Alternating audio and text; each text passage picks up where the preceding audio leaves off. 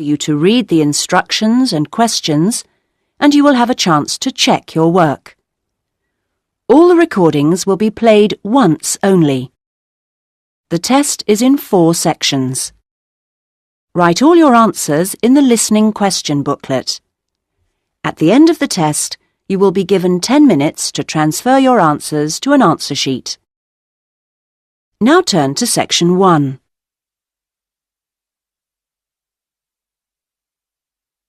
Section 1. You will hear a man telephoning an employment agency to register for job opportunities. First, you have some time to look at questions 1 to 10.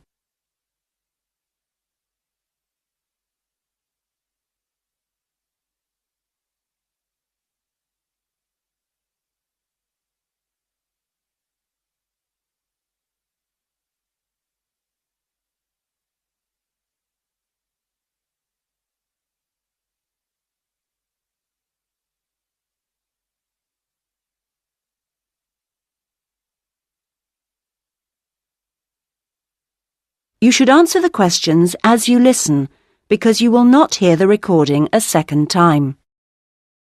Listen carefully to the conversation and answer questions 1 to 10.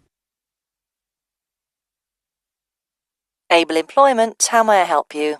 I saw your advertisement in the Daily Gazette. Oh, yes. And I'd like to register with you. I'm a student, but I've got the long holiday coming up. Certainly. I'll just get the form ready. OK, let me take your details. Sure. Can I have your full name? It's Bowen. James Bowen. B-O-W-E-N. Right. And your address, please? Well, just now I'm staying at the youth hostel. I see. But I'm moving into a flat on Friday. Well, give me that one then. It's 4 Lion, like the animal, Road, Melford, MF4 5JB. OK. And then I need to have a phone number for you. I don't know the number at the flat yet, but I could give you my mobile. That's 09954 721 822. Would that do? For the time being. But if you can let me know your new number when you can. Of course. Now, qualifications. What qualifications have you got? I mean, post-16 qualifications. Well, I stayed on at school till 18 and got my A-levels. Fine. Anything else? You said you were a student. Yes, and then I've done 2 years at college, so I've got my history diploma, though I don't know how useful that'll be for getting a job. Well, it depends. Everything counts in some way. And I also did an IT course this year, and that got me my computer skills certificate, which I certainly hope is relevant. It's different anyway. That's all really. That's quite a good range. And what about on the practical side? What work experience have you got? Well, not too much, because I've mainly been studying. Yes. But 2 summers ago I worked just as general assistant in a hospital for about 3 months. It was quite hard, but very interesting. OK. Anything else? If you include part-time work... Oh, yes. I've often worked in the college holidays as a tour guide, showing visitors round. That's quite enjoyable, meeting people. I'm sure. Now on to interests. There's space here for 2. What would you say? 2? Well, I like various sports, but I suppose we should put that I'm in the swimming club. I'm pretty committed to that. Yes, that sounds good. And for the other one, something different? I'm very keen on music too, and I love playing piano. I've been doing that for over 10 years now. Yes, I'll put that down. Well, that's more or less it for the time being. Just one more thing. What I do need is your availability. Oh, yes. The college term finishes on June the 20th, and then I'm going to visit my parents. But I can be back and ready to start on June the 28th, if that seems okay. I'm sure it is. Now, what happens next is that I process this information, and then... That is the end of section 1. You now have half a minute to check your answers.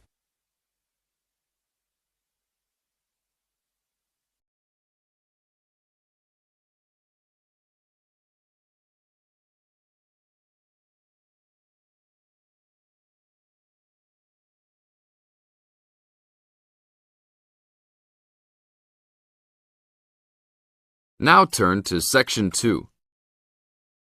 Section 2. You are going to hear a guide named Matt who is introducing their trip in Wildlife Haven. Now you have some time to look at questions 11 to 15.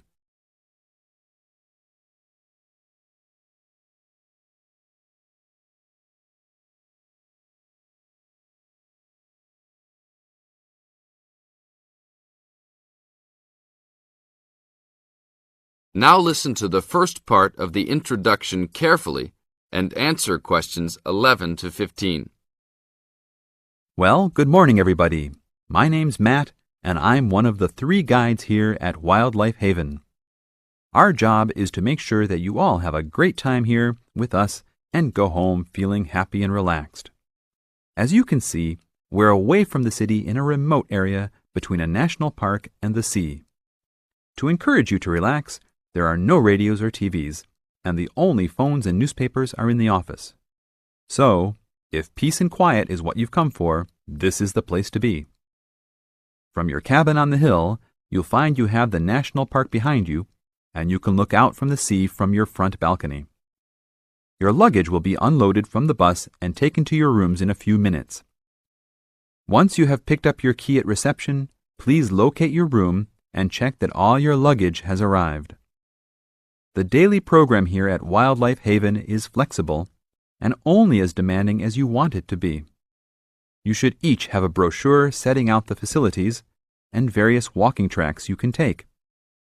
And on the bus, you are given a green sheet setting out a number of group tours in the coming week. If you want to join any tour, just write your name and room number on the relevant sheet along the wall here. Tomorrow, there is a beachcombers and rock hoppers tour exploring marine life in the rock pools along the beach. Or, if you'd prefer to go inland, there's a guided forest walk that takes you off the walking tracks. If you want to catch some lunch, you could join the beach fishing expedition.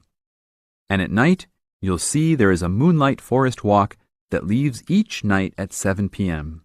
So there is plenty to choose from at Wildlife Haven, and of course, that includes just sitting on your balcony watching the waves roll in.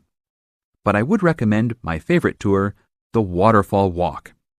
This departs at sundown each day and also provides the opportunity to have a moonlight swim. Now you have some time to look at questions 16 to 20.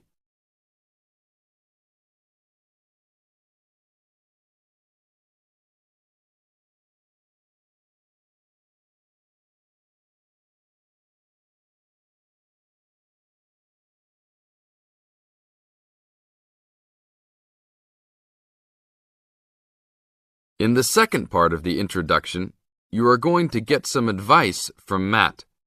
Listen carefully and answer questions 16 to 20. You've chosen to visit us in January, which is one of our hotter months. And although you may be tempted to wear a minimum of clothing, you should always take precautions against injury, particularly in the national park. This includes sensible footwear. You'd be surprised how many of our guests ignore this advice and end up being sorry. And socks are a good idea too. And even though you might be under trees a lot of the time, it's a good idea to wear a hat in this hot climate.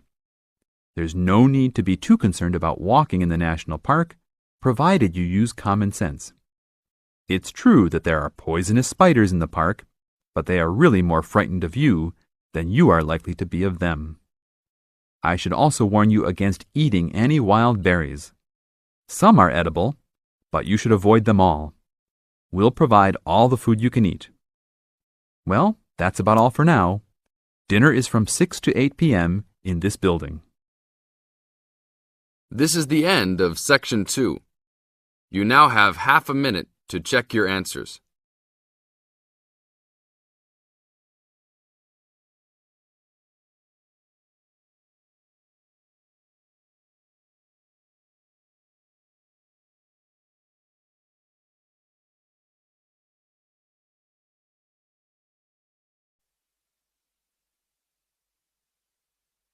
Now turn to Section 3.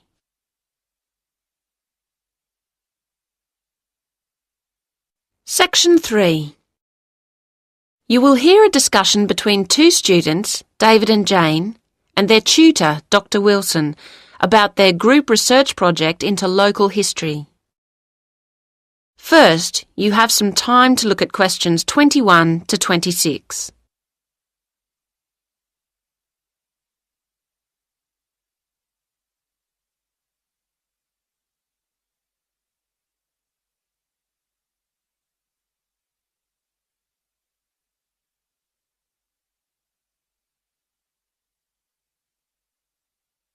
Now listen to the first part of the conversation and answer questions 21 to 26. Hello, David, Jane. Hello. Hi. So, how's the local history project going? Are you making good progress? Yes and no. Oh? Well, we anticipated problems of various kinds. None of the group has much experience of collaborating on projects. But we spent some time discussing how to go about it and thrashed out what seemed a useful approach. But it seems that Jane and I are the only ones actually following the plan. That's meant that the whole project has been lacking coordination, and so we've fallen behind our schedule. I see. That's tricky. Yes, it is. We felt that the targets had been defined, so we'd all know what to deal with. But looking back, we probably should have really specified individual responsibilities. As it is, we only have a loose sense of what should be done by who. Well, this is quite a common problem, actually. I take it that you've had enough group meetings, so you're looking for an effective solution. If you go to the resource center, I think you'd find the advice service they provide there helpful at this point. Thanks. We'll go there later. On a specific note, I think we've got carried away with recruiting people to interview at the expense of building up the reference section, which I don't think is going to be solid enough. Do you think that'll be a major problem? I'd have to see how much is there to be sure. But, well, you'll have to be pragmatic at this point, I think. What you'd better do is ensure your methodology is really strong, so at least you can't be faulted on that front. Then, if people challenge your results, at least you've carefully reported how you reach them. Do you see what I mean? Yes. So? Yes, I think one resource in relation to that we haven't exploited as fully as we might is the internet. I've taken a lot of journals off the library shelves to go through, but actually there are websites where you can call up lists of approaches or data sets really quickly. I think that's a good idea, yes. Now you have some time to look at questions 27 to 30.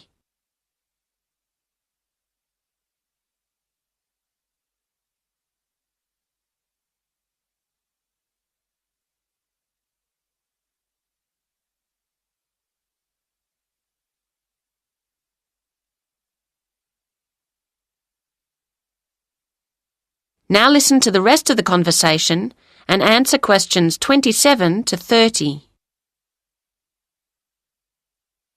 Now, let's think about the field trip and at least make sure that goes as well as possible. You're going to Cambridge on the 22nd. The Monday, yes. It's quite soon now. And in the morning, you'll be traveling and then getting settled into the hotel. Uh-huh. But you need to get down to work after lunch, of course. Now, I've arranged for you to have a look at some useful visual material, especially photographs and old magazines and newspapers, which is included in an exhibition at the library in the university. That sounds like a good starting point. There's quite a lot on show, so that'll occupy most of the afternoon. Then the following morning, I want you to go and talk to someone in the city library. His name's Jarvis Gregson. He works in the education section there, and he's an expert on the area's history. Don't, of course, forget to take a tape recorder with you, so that you can record what he tells you. And to have our questions ready. Indeed. Okay, and the afternoon's free for you to wander around, get the feel of the place. Do some sightseeing. As you wish. It's a beautiful city. But it's back to work on Wednesday morning. Concentrate on the central area and walk around methodically. You'll have the plans I'm getting ready for you from different periods, and your task is to compare those with the makeup of the city today.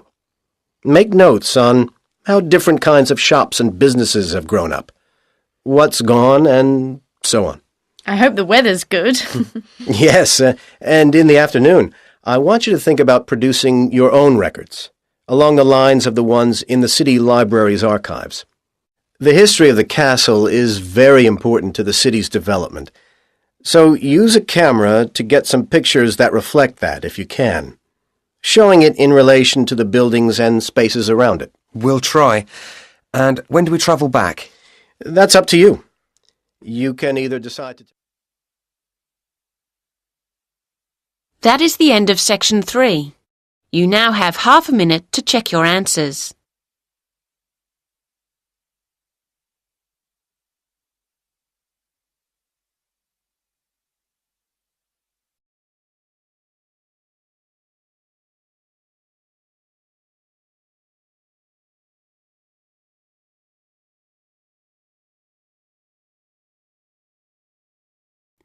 Section 4. You will hear part of a lecture about fireworks. First, you have some time to read questions 31 to 40.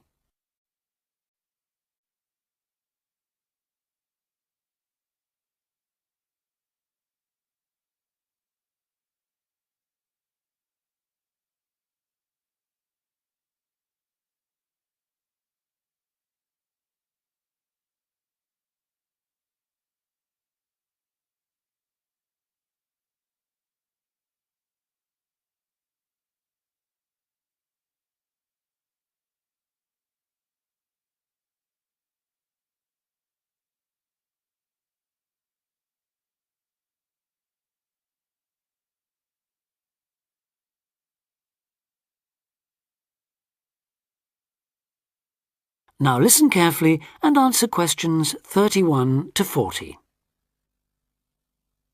Good afternoon, everyone, and welcome to this short talk on the subject of fireworks. Now, fireworks, as I'm sure many of you know, were invented in China, though there has long been disagreement as to exactly when, or even in which century. The consensus nowadays, though, is that it was in the 6th, as there is considerable evidence of war rockets being made then. We also know that fireworks were in use by the 7th century in Arabia, where they were called Chinese arrows, reflecting their military potential. It then took a long time for them to spread to Europe. In fact, it wasn't until the 1200s that fireworks made their appearance there.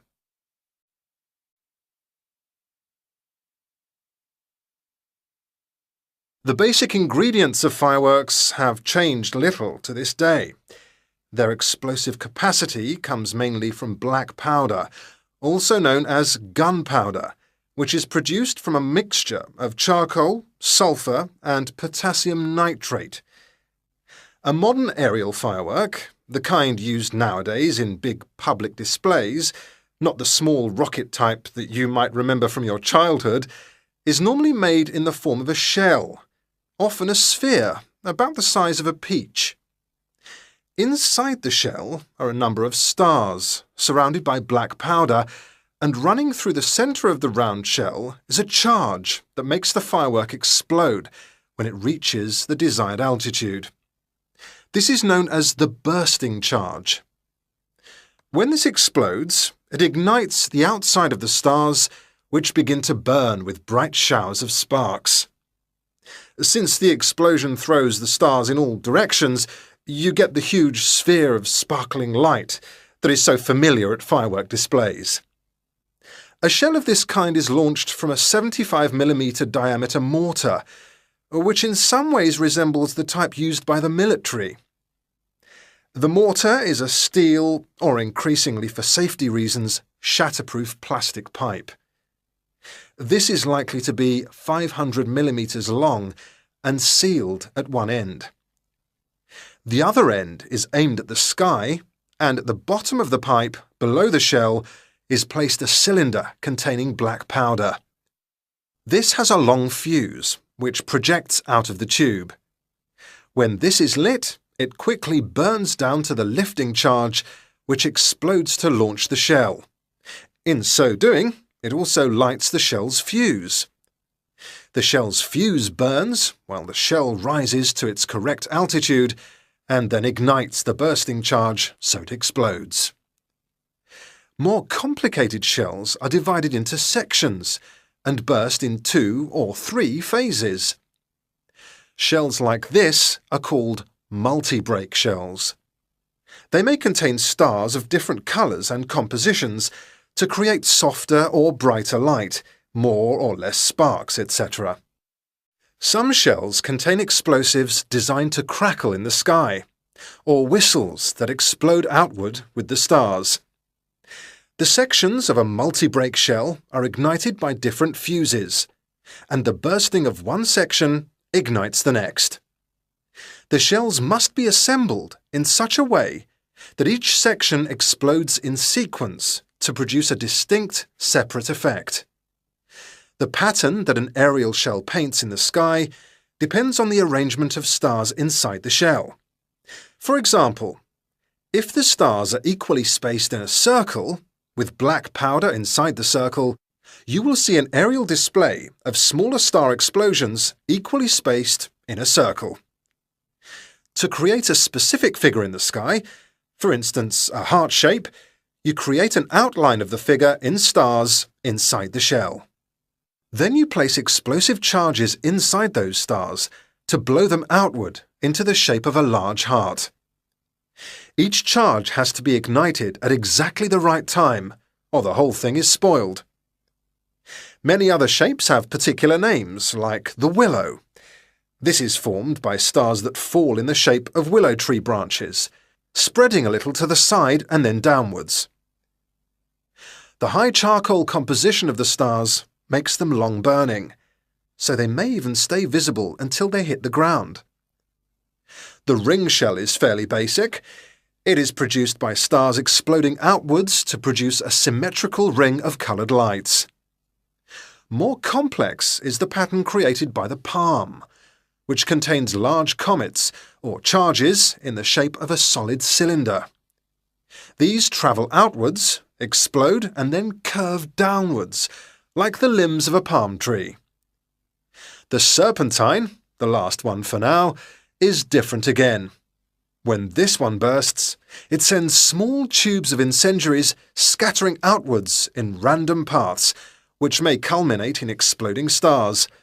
It can be quite spectacular. That is the end of